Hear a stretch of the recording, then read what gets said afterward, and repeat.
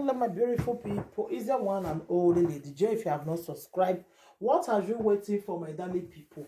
Go and subscribe and smash the notification bell. Thank you and God bless you. My darling people, today's topic one wish where they confess. So, Mona can see confession. No, hey, my people. This one pass Joromio. Eh? Tis the apple. More na come see how they carry people destiny. More na the listen. I'm going to translate them for now one by one. You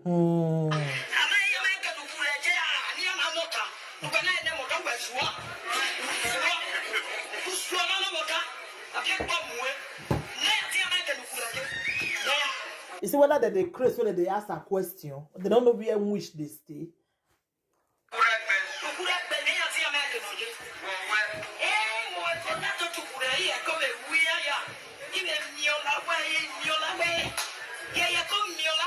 He said that they enter Ukure. Now she they enter Ukure. She goes off with me or enter inside because now she be the wish. Is there anyone where one rise and go draw all of them go down? Anyone where one rise and go draw them go down?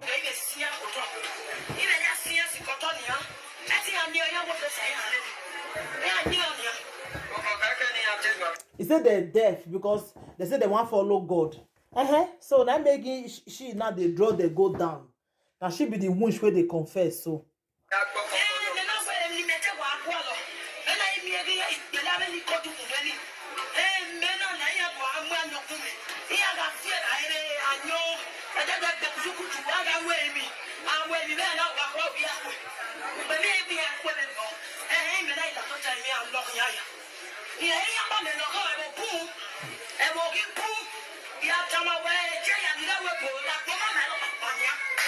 he said in the do many of them, both the ones where they Europe, in they do the way they draw they go down. He said no one better.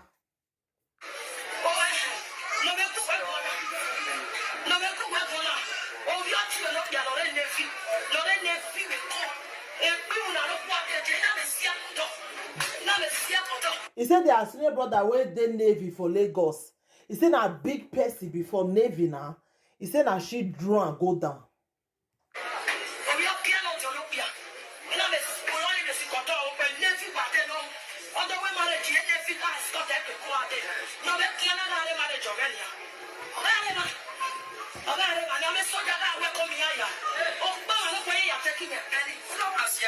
He said that family, they be big people before, but as she draw all of them go down. Una the year, my people.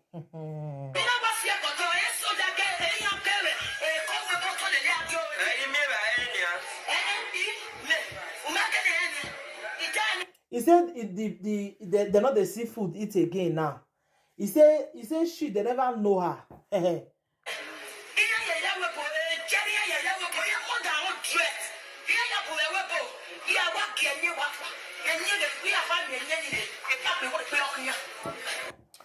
He said he really draw them go down. He said they not go ever better for their life again.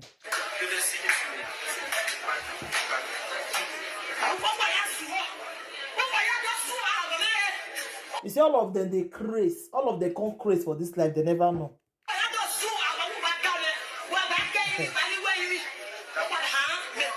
He said they must praise her. He said they said they not go praise her, so they never see anything. This is just the beginning of their downfall.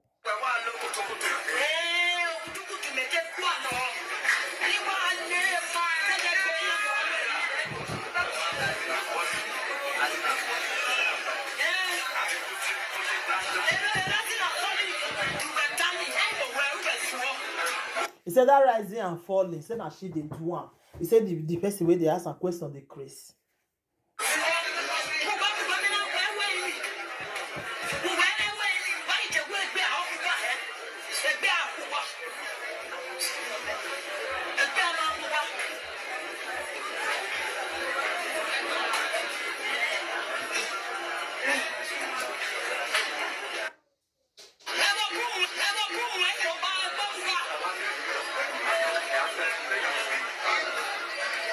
He said people many, not be only she.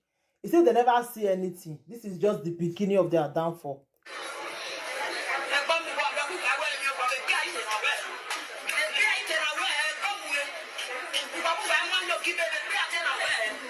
He said that person where they sick, you not go ever well.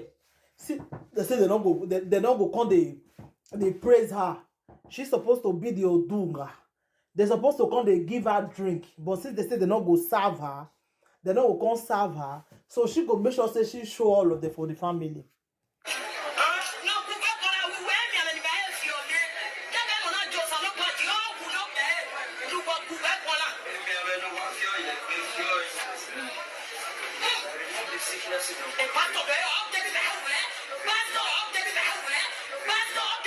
He say pastor, he go for 12 for 12 there. Make that pastor not near Rambo. Make that pastor not near Rambo. Let him go do that pastor. The pastor not go know.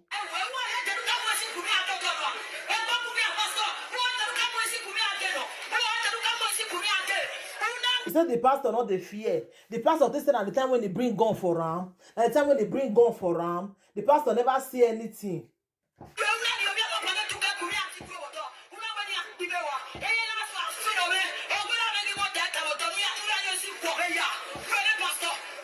He said this pastor used gun to shoot everybody where they community. He said, make this pastor not your try her, man. Make this pastor not your try her, eh? I saw your grandfather.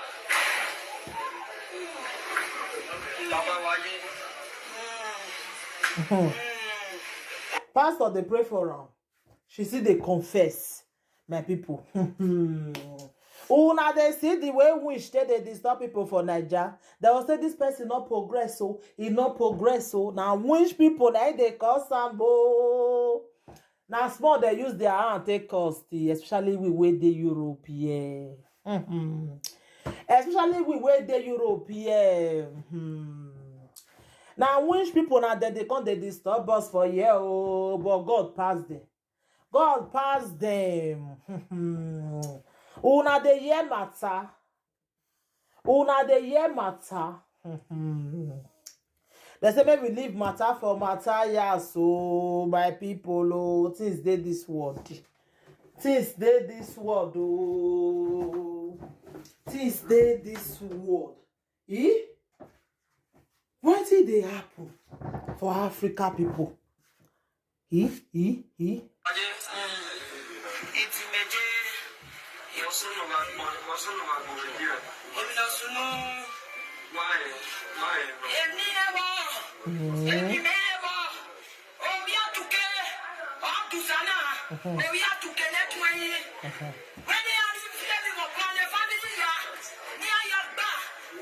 Is it now we have to K?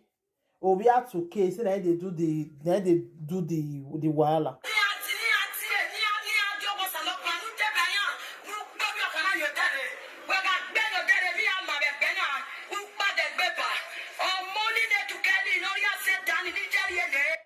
He said that small pikin will be 2K. He said that he said when that small pikin come off for road. He said everything go do okay for the family again. But if they not remember that small pikin, like he said nothing go ever better for that family. The family now.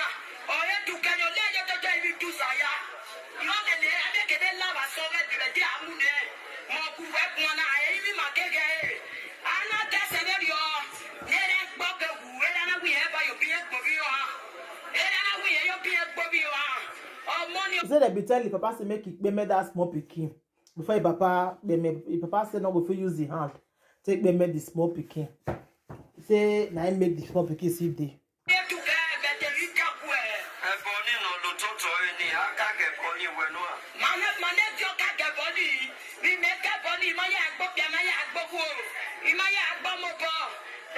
He say when she they serve that juju, she no use that take kill anybody. He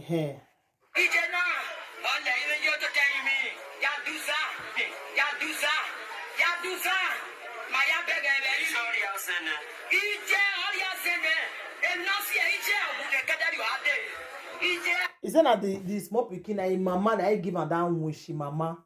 Now give am that wish.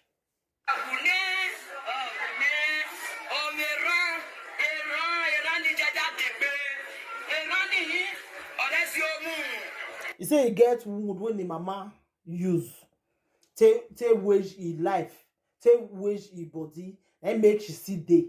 He say until where that wound go comot.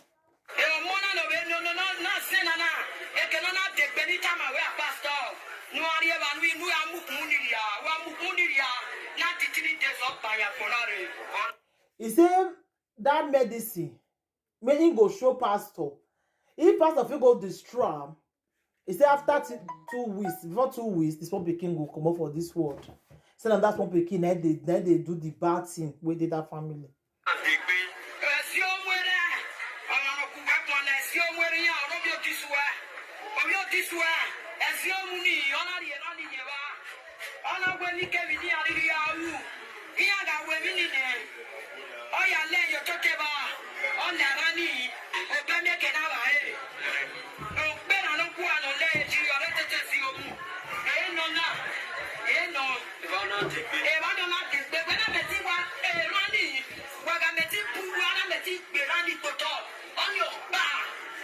He say that wound, if they feel remove pull that wound, if they feel remove that wound, when they say wage their life, when they say wage their body for this life, he say everything will be okay for that family. My people, why they do this video? Be say, you know, say this thing is real. It's real. So family go dead, they not go ever better for their life because of this kind of people, my darling people. This one shockalize me, oh. It shockalize me 10 times. That is why I say make I come play am. Make my darling people more na hear am. So anything you wanna think about the video, more na leave una comment. So bye everybody. Bye.